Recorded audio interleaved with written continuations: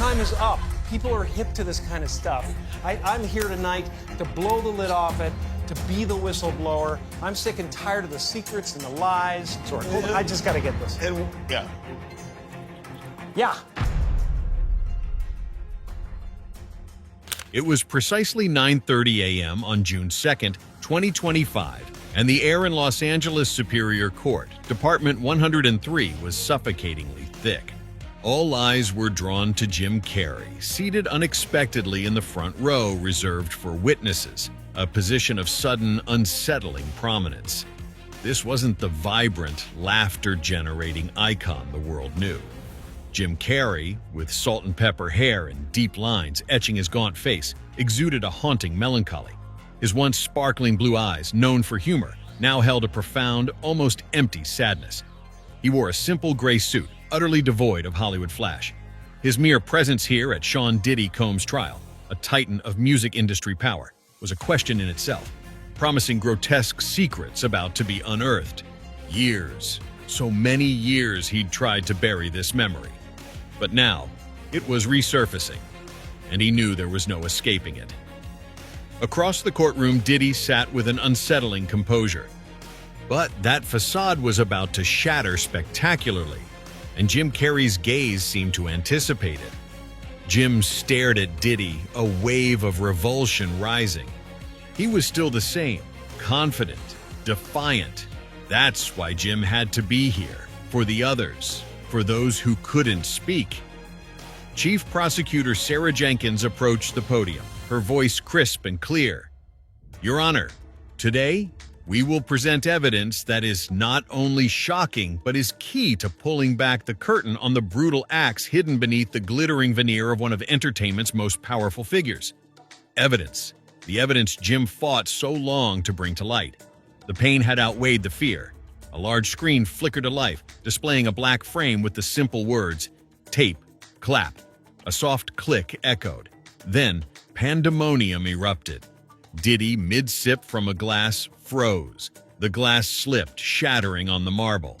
"Stop it! Stop it right now!" he roared, his voice laced with raw fury, completely unlike his usual calm. He sprang from his seat, bloodshot eyes flailing as if to tear the screen from the wall. "You can't play that! You have no right!" Jim Carrey, motionless, quietly closed his eyes as Diddy screamed. A single tear silently traced his cheek, as if he knew exactly what the tape contained. He wasn't surprised, just pained. He'd predicted this. The rage, the denial. It was Sean's familiar script. That tape, it was proof of a horrifying truth he had witnessed. Judge Evelyn Thorne slammed her gavel. "Order, order in the court!" But the gavel's sharp rap couldn't drown out Diddy's escalating shouts and the crowd's rising agitation. Diddy continued to snarl, his eyes blazing, fixed on the black screen. "This is a joke, a setup, it's all lies!" Finally, security intervened, restraining Diddy. He struggled, gasping, but his fury began to yield to desperate resignation. Judge Thorne, etched with disappointment, declared, "Given this uncontrolled outburst, I am calling a recess for 30 minutes. Everyone is to exit the courtroom in an orderly fashion." Murmurs and whispers exploded as people scrambled to leave. Jim Carrey remained seated, motionless, his eyes wide, fixed on the black screen, where in moments he would face the ghosts of his past. 30 minutes. He had 30 minutes to prepare. He knew what he was about to say would change everything. Was he ready? He had to be. This was his last chance to find peace and justice for those Sean Combs had victimized. After a tumultuous 30-minute recess, the courtroom was once again packed. This time, the tension was palpable, almost suffocating. Diddy had been escorted out, presumably to regain his composure or to be advised by his legal team. His chair remained empty, yet his volatile presence still lingered in the air. Prosecutor Jenkins stood before the podium, a faint, almost victorious smile playing on her lips. "Your Honor, with the court's permission, we call our next witness." She paused, her gaze sweeping over the crowded benches, where cell phones remained subtly raised for covert recordings, and the cameras of major news outlets like CNN and NBC News were now firmly positioned, awaiting a moment of historical significance. We call Mr. Jim Carrey to the stand. A wave of stunned disbelief washed over the room. Jim Carrey, the legendary comedian, the man who had brought laughter to millions across the globe? What could possibly bring him here to this trial steeped in such dark accusations? Jim Carrey walked into the courtroom, but it wasn't the Jim Carrey of Ace Ventura or The Mask, nor the high-energy, eccentric Jim Carrey of decades past. The man who stepped through that door was a different Jim Carrey. His hair considerably grayer, his face gaunt with deeper lines, his once vibrant blue eyes now held a profound sadness, almost an emptiness. He wore a simple gray suit, devoid of any Hollywood flash. He looked like an ordinary man, burdened by secrets he had kept for far too long. He walked directly to the witness stand, his oath spoken in a soft, almost whispered voice. The entire room held its breath. Jim Carrey's astonishing transformation was enough to make everyone ponder. Something truly profound and disturbing had transpired. Prosecutor Jenkins began, her voice softer, almost reverent, befitting the witness's apparent fragility. Mr. Carrey, please tell us about your relationship with the defendant, Sean Combs. Carrey took a deep breath as if steeling himself. I knew Sean from the late 90s, he began, his voice trembling slightly. Back then, I was at the peak of my career. Everything was so busy, but I also felt lonely. He approached me saying he admired my work and wanted to take me to the next level. He spoke of creativity, of breaking boundaries, of a tier that only people like us could truly ascend to. Sounds appealing, doesn't it? He forced a strained, distorted laugh. I believed him. Sean Combs had a peculiar charisma, a self-assuredness that made people want to follow him, to be part of the world he was building. He recounted how Diddy had invited him into a world of lavish excess, replete with dazzling parties and powerful connections. He seemed like the kind of person who could open doors I didn't even know I needed opened, Carrey stated. He knew everyone, went everywhere. I was drawn in by that glamour, by the promise of a new level of fame and influence. I met major names at those parties, from pop sensations like Britney Spears and Justin Timberlake in the early 2000s, to A-list actors like Brad Pitt and Angelina Jolie, whom I usually only saw on screen. They were all there, immersed in the vibrant atmosphere, but there was always something hidden beneath the surface. But Jim Carrey didn't just speak of parties. He spoke of private meetings, strange requests, and the growing sense that he was being trapped little by little. At first it was just small things, Carrey recalled, his voice beginning to quiver. A peculiar request at a party, an offer that seemed harmless but left you feeling slightly uneasy. Then it gradually became darker. It was like an invisible spider web, each strand pulling you deeper without you even realizing it. The courtroom fell into an absolute silence, everyone fixated on Jim Carrey, trying to grasp every word. They saw a Jim Carrey never before revealed, not the comedic star, but a victim of a system capable of devastating even the most famous. A man in the third row, likely a former Diddy associate, nodded faintly, his eyes filled with a weary understanding.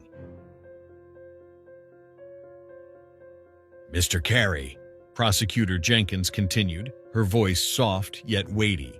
Please tell the jury about a specific event that occurred, which you referred to as a ritual. Jim Carrey closed his eyes, a bitter smile gracing his lips. It was around mid-2003. I remember it was in July, a hot evening at Sean's Miami villa, he began. He said it was time to break through, for me to be reborn into a greater artist. I, naive as I was, thought it was an artistic metaphor. He opened his eyes, looking directly at the jury. He led me into a large room, like a private spa. In the center of the room was an enormous bathtub made of white marble, and it was filled to the brim with tomato sauce, thick, dark red tomato sauce, almost congealed. A small gasp rippled through the courtroom. Some people frowned, others covered their mouths in disbelief. This was something they had never heard. I looked at Sean, confused. Carrey continued, his voice beginning to shake. I asked, "What is this, Sean?" He smiled, a sinister smile.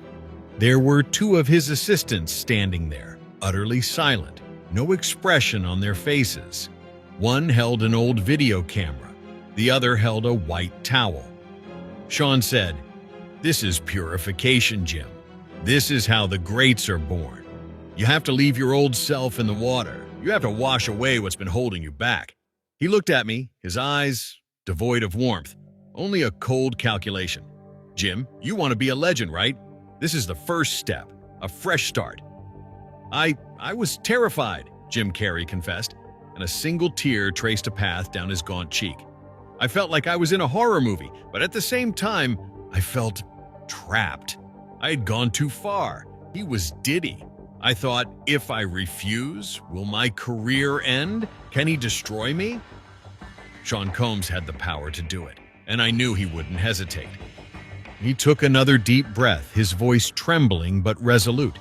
He said, "Jim, either you do this or you never belong in this world. Never. Make your choice." And I stepped in. I submerged myself in that bathtub filled with tomato sauce. I felt disgusted with myself, but I did it. The entire courtroom seemed to hold its breath, a muffled cough from a juror. Several reporters frantically scribbled notes, their fingers shaking. It was repulsive, Carrey said. The tomato sauce was cold and thick. I felt dirtier than ever, even though it was supposed to be a purification ritual. Sean stood there, smiling. He didn't say anything else, just smiled. His eyes seemed to say, "You're mine now." I stayed in there for about 10 minutes. The moment I got out, he handed me the towel. I showered, but the feeling of defilement never left me.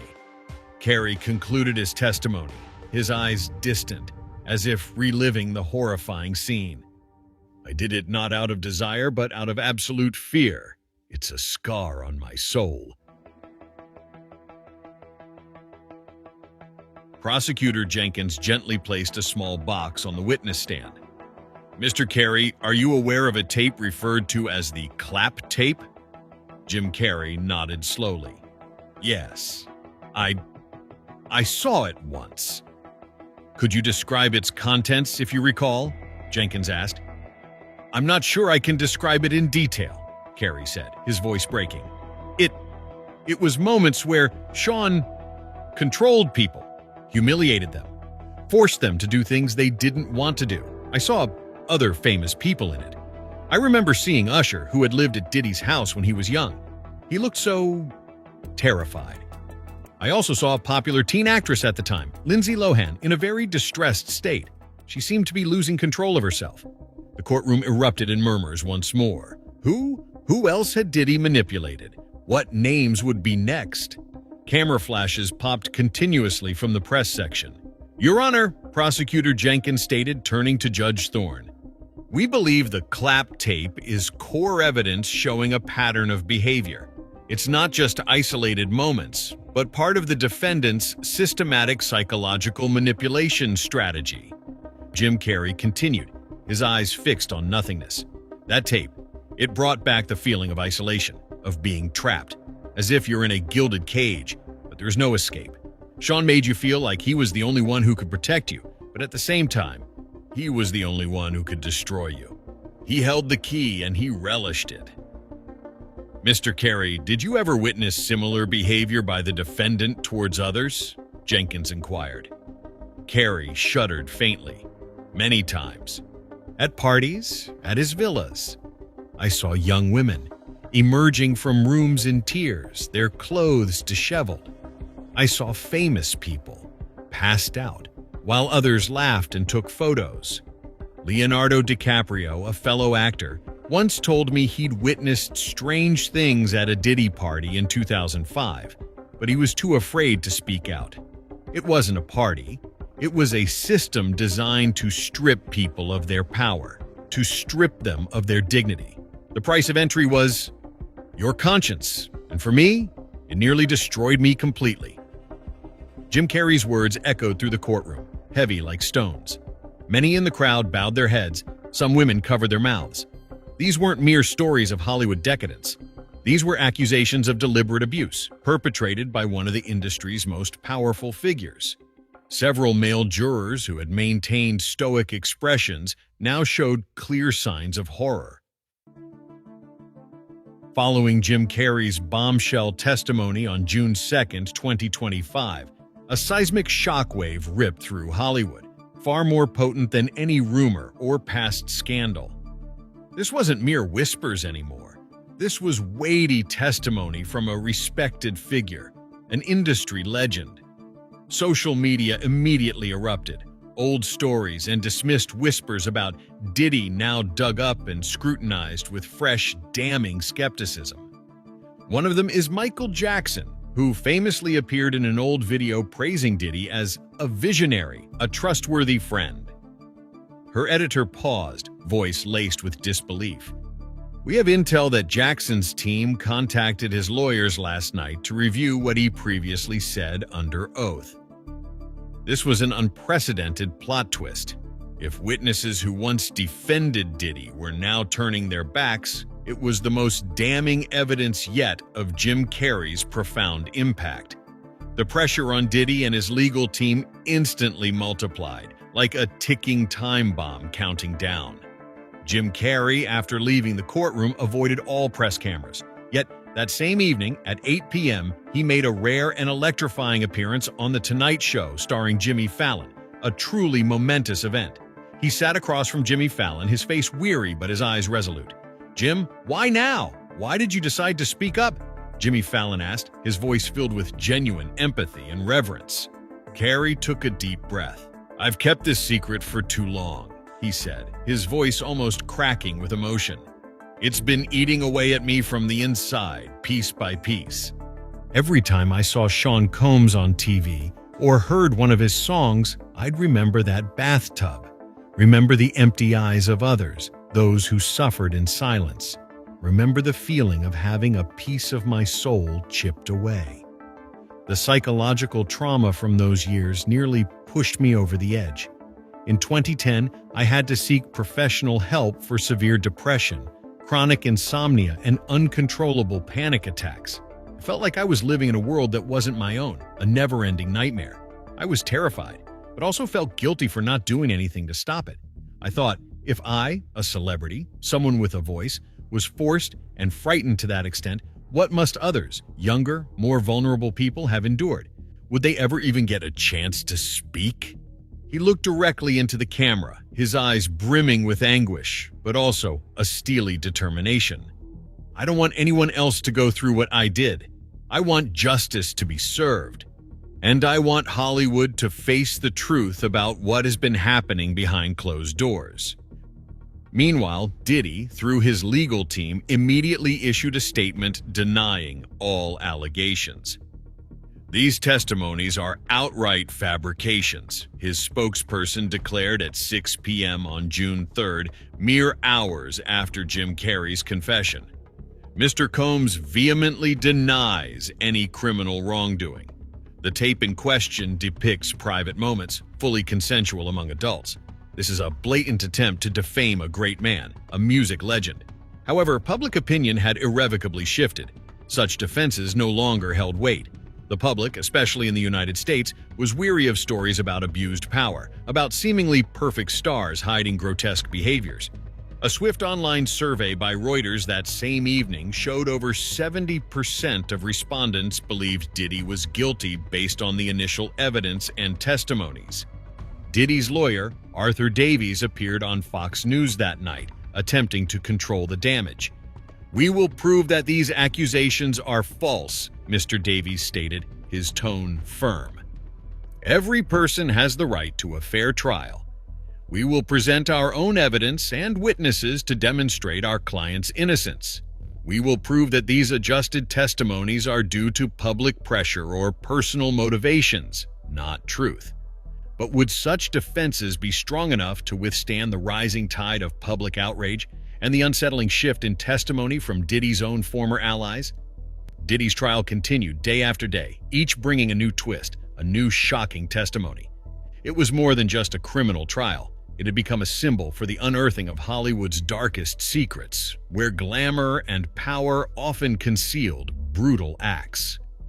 Jim Carrey had opened the door. He had bravely confronted his personal demons to speak the truth. His testimony was the spark that ignited a broader reckoning within the entertainment industry. Similar stories began to emerge from various sources, from burgeoning singers to seasoned film producers. All painted a grim picture of a network of power, control, and abuse that had existed for decades. On June 10, 2025, a week after Carrey's testimony, Prosecutor Jenkins announced that they had gathered additional visual and audio evidence from anonymous sources, further solidifying the accusations of Diddy's rituals and coercive behavior. They left Diddy's legal team more besieged than ever. Major newspapers like the Wall Street Journal and the Los Angeles Times dedicated entire front pages to the unfolding case. While Diddy continued to assert his innocence, his public image had completely collapsed. Endorsement deals were canceled, film projects stalled, and his music empire, once a beacon of success, was now a ruin. Those who once admired Diddy now looked at him with disgust, and those who once feared him now dared to speak out. Jim Carrey, with his courage, became a symbol for those who dared to stand against the abuse of power. He wasn't just a witness, he was a light, shining into the darkest corners of a world that seemed to be made only of light. His interview on The Tonight Show went viral, becoming one of the most watched segments in the show's history. Thousands of people sent letters of support, thanking him for having the courage to speak his truth. Diddy's trial wasn't just a criminal case, it was a wake-up call for the entire entertainment industry. It forced Hollywood to confront its own shadows, where power could corrupt absolutely, where laughter could mask pain, and where dreams could turn into nightmares. The Diddy trial wasn't just a legal battle, it was a profound wake-up call for the entire entertainment industry. It forced Hollywood to confront its own long-hidden shadows, where absolute power could corrupt absolutely, where laughter often masked unimaginable pain, and where dreams could chillingly morph into nightmares. As the hearings continued and more old secrets were relentlessly brought into the light, one thing became crystal clear: Hollywood would never and could never be the same. Justice might move slowly, but ultimately it does arrive. And the darkest secrets, no matter how deeply buried, simply cannot hide in the shadows forever. And Jim Carrey, the artist who once brought so much laughter, now brought a painful yet undeniably necessary truth to begin the agonizing but vital process of healing.